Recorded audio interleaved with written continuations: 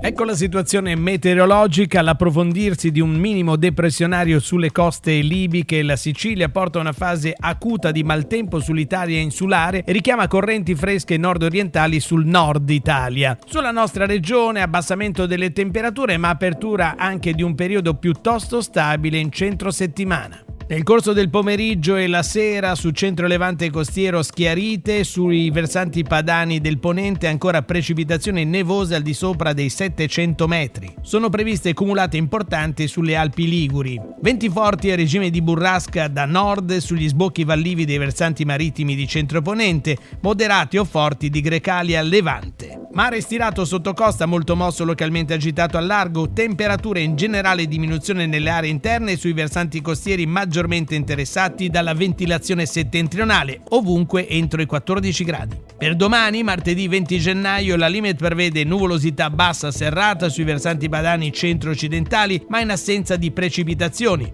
Cieli poco nuvolosi sui versanti marittimi con nuvolosità in dissolvimento entro il pomeriggio. Venti forti a regime di burrasca sulle aree esposte del centro-ponente e sulle dorsali esposte al Grecale a levante. Mare stirato sotto costa, molto mosso al largo. Temperature in calo nei valori minimi delle aree interne, stazionarie o in lieve calo nei valori massimi sulle riviere.